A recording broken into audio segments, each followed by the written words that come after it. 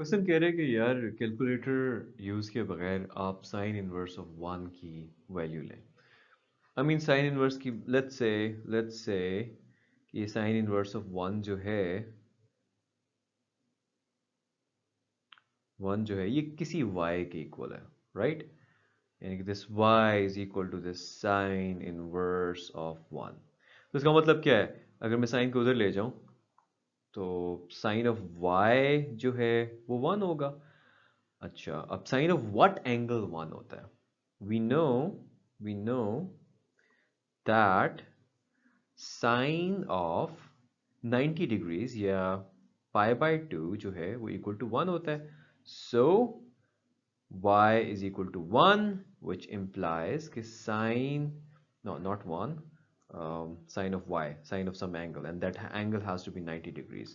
So yeah, y is equal to pi by 2. So sine inverse of 1 जो कि हमने y के equal लिया हुआ था वो simply pi by 2 है। There you go. That right there is your answer. Guys, same mantra. Let's say this cos inverse of 1 by 2 is equal to some y, which implies कि y equal होगा cos inverse of 1 by 2 के, which further implies कि यार अगर मैं cos of y लूंगा तो answer जो है 1 by 2 आना चाहिए। अब okay, we know that cos of 60 degrees, which can also be written as cos of pi by 3, is equal to 1 by 2, right? So y has to be equal to pi by 3, and y को हमने इसके equal लिया था ना, right? Which basically is the same as saying कि cos inverse of 1 by 2 has to be equal to pi by 3। इसको आप further लिख भी सकते हो कि यार ये 60 डिग्रीज है। And there you go. यहाँ पे भी लेफ्ट हैंड साइड को राइट हैंड साइड के इक्वल प्रूफ करना है विदाउट यूजिंग ए कैलकुलेटर। आप कोई भी साइड पिक कर सकते हो। I am just picking the right hand side. Right hand side में है कि ये साइन इनवर्स 5/13 है। लेट्स से कि ये साइन इनवर्स 5/13 जो है ये किसी y के इक्वल है, यानी कि 5/13 जो है वो साइन y के इक्वल आ जाएगा। अब हमें ये भी पता है, वी नो बेसिकली। अब यहाँ पे वैसे एक चीज़ नोट करो कि साइन वाई पॉजिटिव है ना, तो पॉजिटिव किस किस क्वाड्रेंट में होता है? साइन इधर पॉजिटिव होता है एंड साइन इधर पॉजिटिव होता है, राइट। पहले दो क्वाड्रेंट्स में पॉजिटिव होता है। अच्छा खैर आगे चलते हैं। सो हमें ये पता है कि sine square y plus cos square y one के इक्वल होता है, यानी कि मैं कॉस वाई को लिख सकता हूँ one minus sine square y का स्क्वायर रूट। अब बाहर असूलन तो प्लस माइनस आना चाहिए, लेकिन मैं प्लस लिखूंगा और उसकी मैं रीजनिंग ये लिख रहा हूँ कि cos y is positive as it has to, yeah, it is the first quadrant, it is the first quadrant। अब ये फर्स्ट क्वाड्रेंट वाली बात कैसे पता चली है? ये बात ऐसे पता चली है, मतलब साइन तो पहले में और दूसरे दोनों में है पॉजिटिव, तो ये पहला मैंने क्यों पिक किया? वो मैंने इसलिए पिक किया कि अगर टेंजेंट इनवर्स ऑफ ये ले रहे हो ना, तो जो भी ये एंगल है जिससे हमने लिया है y कह दो उसको यहाँ पे, तो वो टेंजेंट y जो है ना वो 5/12 आ रहा है, यानी कि टेंजेंट भी पॉजिटिव आ रहा है। और टेंजेंट इन दोनों क्वाड्रेंट्स में से फर्स्ट क्वाड्रेंट में पॉजिटिव होता है, राइट। तो साइन से हमें पता चल गया ये पहला या दूसरा क्वाड्रेंट होगा, टेंजेंट से पता चल गया कि यार ये पहला क्वाड्रेंट ही होगा। और अगर पहला क्वाड्रेंट है तो फिर cos of y has to be positive। अब हम cos of y की वैल्यू निकाल लेते हैं। सो cos of y would be 1 minus sine square y, यानी कि 5/13 स्क्वायर विद स्क्वायर रूट, ये आपका आ जाएगा। if you check it out it comes out to be 12/13। So cos of y जो है वो 12/13 हो गया है। साइन ऑफ y हमारे पास ऑलरेडी था, सो हम कह सकते हैं कि टेंजेंट ऑफ y क्या होगा? Sine of y divided by cos of y, यानी कि 5/13 डिवाइडेड बाय 12/13, यानी कि 5/13 multiply by 13/12, it cancels out and tangent of y आपके पास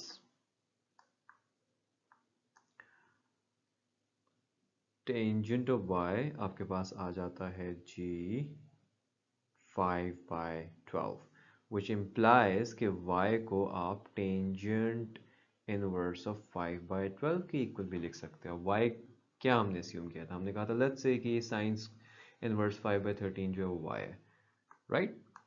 तो वही y टेंजेंट इनवर्स 5/12 भी आ गया। सो हम कह सकते हैं कि y जो है जिसको हमने इक्वल किया था साइन इनवर्स 5/13 के, वही y हम टेंजेंट इनवर्स 5/12 की फॉर्म में भी लिख सकते हैं। एंड जस्ट लाइक दैट हमने प्रूव कर दिया कि ये और ये दोनों आपस में इक्वल है। अच्छा, अभी तक जो हम क्वेश्चंस करते आए थे ये क्वेश्चन उससे थोड़ा यूनिक है। इसमें बेसिकली हमने लेफ्ट हैंड साइड पे फोकस करना है और will be assuming will be assuming जो कि हम लॉजिकली कर सकते हैं कि ये cos इनवर्स 4/5 जो है ना ये किसी y के इक्वल है। यानी कि cos ऑफ y जो है ना वो 4/5 आ जाएगा। और फिर हमें वी ऑल्सो नो कि sine square y plus cos square y जो है वो 1 के इक्वल है। यानी कि साइन ऑफ y जो है 1 माइनस cos स्क्वायर y का स्क्वायर रूट आ जाता है। प्लस आना चाहिए, माइनस आना चाहिए। क्यों? क्योंकि कॉज जो है यहाँ पे भी पॉजिटिव होता है, यहाँ पे भी पॉजिटिव होता है, और साइन जो है वो यहाँ पे नेगेटिव होता है। तो उसमें ये है कि यार अगर आप देखो तो साइन ऑफ समथिंग पॉजिटिव है, कॉज ऑफ समथिंग पॉजिटिव है, so the angle in question you could say is positive. So I mean sine की वैल्यू को you will just take it as positive. ये आ जाएगा 1 माइनस 4/5 का square whole square root, and that gives you 3/5। So sine of y जो है वो 3/5 है। अच्छा, अब वो जो मेन कारस्तानी है जो मैं आपको बता रहा था कि इस क्वेश्चन के अंदर है, इट्स आई मीन उस तरह का क्लीशे क्वेश्चन नहीं है यहाँ पे। वाकई definitely whoever solved it the first time must have thought a lot about it. सो अगर मैं यार फॉर्मूला लिखूं साइन 2y का, जैसे साइन 2 अल्फा का होता था यार, तो वो क्या होता था 2 sine of alpha cos of alpha ना। तो इसी तरह इसको मैं लिख सकता हूँ कि ये होगा 2 sine of y cos of y, right? अच्छा, furthermore sin to y to sin of y, sin of y क्या आ रहा है 3/5, so I am just going to plug in 3/5 here। और cos of y क्या है, हमने I mean that was our assumption कि हम अगर इस चीज़ को y कह देते हैं तो I mean cos of y पे 4/5 हो जाएगा। so ये basically बन जाएगा 2 3s are 6, 6 4s are 24 divided by 5 5s are 25 and either sine to y। अब अगर इस साइन को मैं उधर ले जाऊं तो again this will give me sine inverse, तो 2 times y is basically sine inverse 24/25। ये साइड तो बन गई है। लेफ्ट हैंड साइड को देखो तो y क्या था, y क्या है, y was cos inverse 4/5। तो इसको 2 times cos inverse 4/5 is equal to sine inverse 24/5 में लिख सकते हैं। तो बेसिकली हमने जो एक अजम्पशन ली थी उससे हम स्टार्ट हुए, हमने साइन की एक वैल्यू निकाली, हमने एक फार्मूला लगाया and we reach the same thing जो क्वेश्चन के अंदर प्रूव करने के लिए दिखाई गई है। So just like that question solved.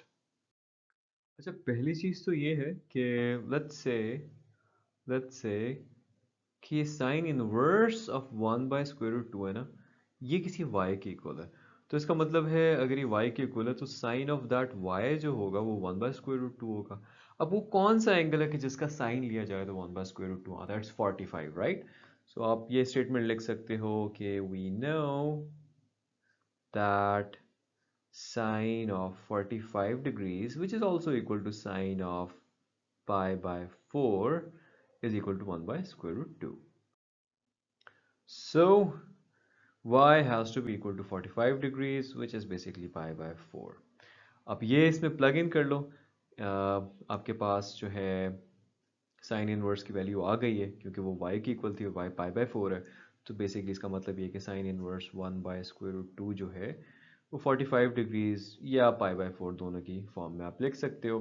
अच्छा, फिर फर्दर क्या है कि यहाँ से आपके पास ये चीज़ क्या बन जाएगी, this will become cos of pi/4 45 degrees which is equal to the same thing जो कि साइन ऑफ 45 होता है 1 by square root 2, right.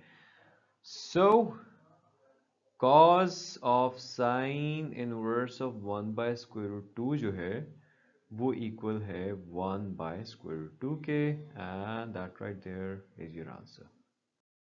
First things first, second की वैल्यू तक चले जाएंगे। अभी ये sine inverse, so basically sine inverse of -1/2 को हम कह देते हैं कि let's say this is y, you know, let's say that this thing is y। तो यानी कि साइन ऑफ y जो है वो -1/2 आएगा। अच्छा, if you remember, sine of 30 degrees जो होता है वो 1/2 आता है, और साइन ऑफ मतलब वी कैन राइट हेयर के साइन ऑफ -30 डिग्रीज, जिसको हम लिख सकते हैं साइन ऑफ -5/6, ये जो होता है ना ये -1/2 के इक्वल होता है। सो ये जो साइन ऑफ है ना, दिस y, मतलब this basically implies that this y has to be -30 degrees, which can also be written as -π/6. Okay, so यानी कि हम इस पूरी की पूरी चीज़ जिसको हमने y बोला था उसकी जगह हम -30 डिग्रीज डाल सकते हैं। So ये secant of sin इनवर्स -1/2 जो है इसको हम लिख सकते हैं सिंपली secant of -π/6 या -30 डिग्रीज। अच्छा, so now again हमें पता है वी नो कि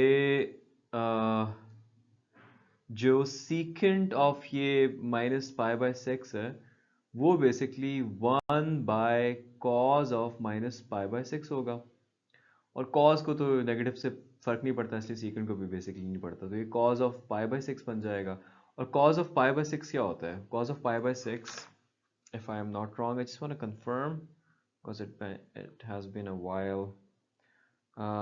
So या स्क्वायर रूट 3/2 होता है, राइट। तो ये ऊपर आके जो है वो 2/√3 बन जाएगा, क्योंकि ये दिस इज सीकेंट π/6 नेगेटिव वाला this.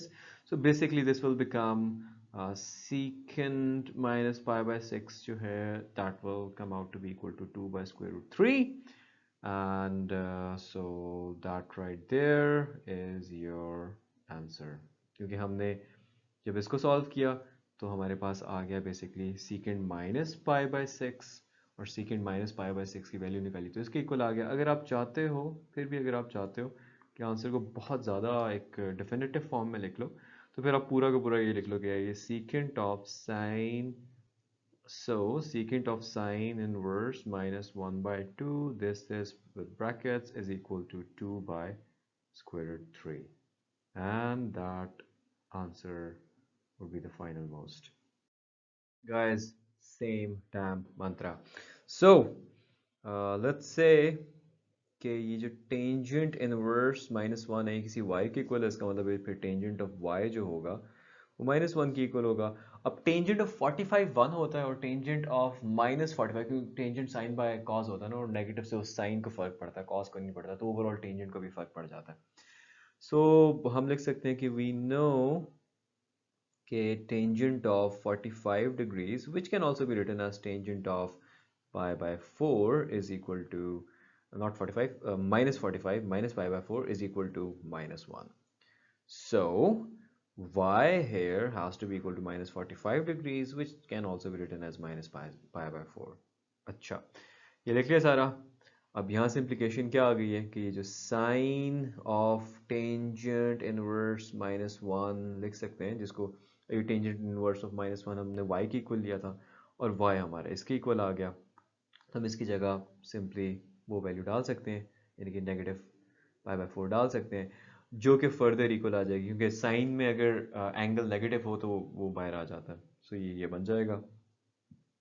Okay, now sine of 45 is something that we know बचपन से which is 1/√2 बाय वाला माइनस उससे मल्टीप्लाई हो गया, तो बेसिकली इस चीज़ का आंसर ये आ गया।